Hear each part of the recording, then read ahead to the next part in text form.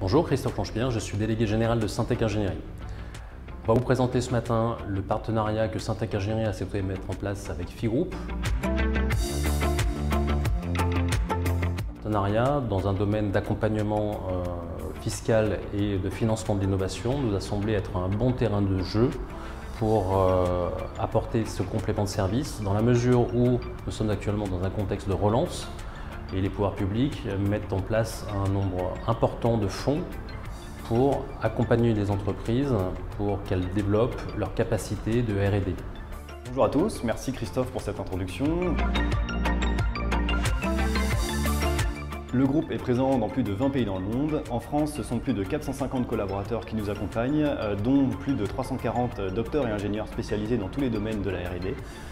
Et nous accompagnons comme ça nos 5000 clients. Le champ d'activité de FI Group est finalement assez large. On le distingue en 3 grandes familles d'activités. L'activation des leviers de financement public de l'innovation, la structuration des entreprises et le soutien aux entreprises jeunes et innovantes. Cette structuration permet de maximiser les chances d'obtention de ces financements publics d'une part, mais également de maximiser les retombées positives en cas d'obtention de ces financements pour la performance de l'entreprise. On va donc parler de conseils sur le déploiement d'outils, de méthodologies, de process, mais également de recrutement et de structuration d'équipe. Je survolerai très rapidement les dispositifs que vous connaissez certainement déjà. Je mettrai l'accent sur leurs évolutions et les points d'attention que vous devez avoir en tête, vous, entreprise. Ça peut paraître évident, mais tout projet de R&D doit s'inscrire dans une stratégie R&D et qui doit elle-même s'inscrire dans une stratégie d'entreprise. Ainsi, à partir du passé de l'entreprise, il faut pouvoir se projeter à plusieurs mois, 1 an, 3 ans, voire peut-être 5 ans, pour identifier les besoins et piloter l'entreprise en conséquence. Mais dans tous les cas, ce qu'il faut retenir, c'est qu'une stratégie de financement public de la R&D ne peut pas s'improviser et ne doit plus être opportuniste. Si ce constat s'applique évidemment aux grandes entreprises où il y a généralement des équipes dédiées ou des conseils extérieurs qui s'occupent de ce sujet, c'est d'autant plus critique pour les PME, les ETI et les startups où c'est souvent le dirigeant qui doit s'occuper de tout. Ainsi, définir une stratégie de financement public est une nécessité. Il existe 2 grandes familles de dispositifs de financement public de la R&D. D'une part, les aides directes, les subventions, les avances remboursables, les appels à projets, les plans de relance. Et d'autre part, les aides indirectes ou incitations fiscales.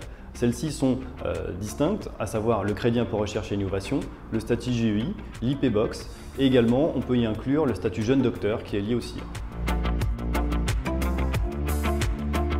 Les aides directes sont multiples. Elles peuvent être européennes, nationales ou locales, voire régionales. Elles peuvent s'adresser aux PME, aux ETI, à toute taille d'entreprise et porter sur des projets collaboratifs ou individuels. Ainsi, les dispositifs sont légion. À cela s'ajoutent les différents volets du plan de relance national, France Relance, et européen, Next Generation EU. Ces projets, les critères à retenir sont le degré d'innovation, les retombées économiques escomptées et la solidité financière de l'entreprise. Enfin, le projet ne doit pas avoir commencé puisque ces projets, ces financements couvrent des dépenses futures. Quelques mots, le CIR a pour objectif d'augmenter la compétitivité des entreprises par un financement de leurs activités de R&D.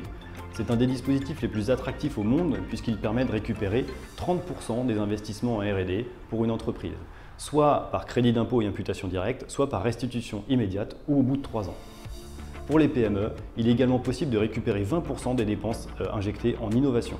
Le GEI s'adresse aux entreprises jeunes et innovantes comme son nom l'indique. Être jeune, c'est être créé ex nihilo depuis moins de 8 ans, être indépendant et ne pas bénéficier d'autres aides en faveur de l'emploi. Être innovant, c'est engager au moins 15% de ses charges en R&D.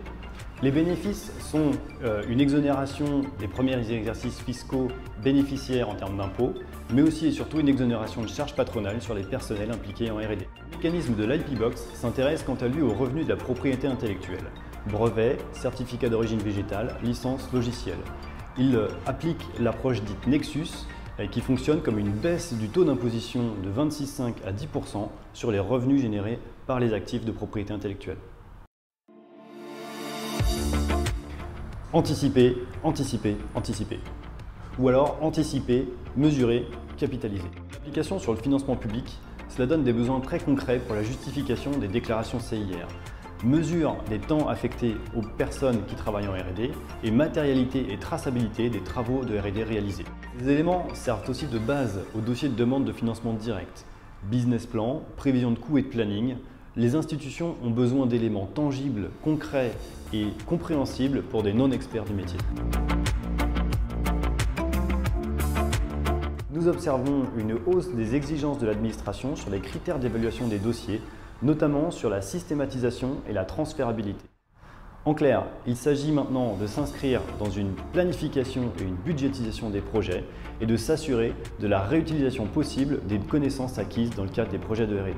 On en revient donc aux 3 mots-clés: anticiper, mesurer, capitaliser. Merci François pour ces précisions et cette intervention. On vous communiquera très prochainement les détails pour profiter de l'ensemble des capacités d'intervention de FIGroup, que ce soit par des webinaires ou des événements en présentiel, par exemple sur un format petit déjeuner ou en fin de journée. Merci beaucoup Christophe.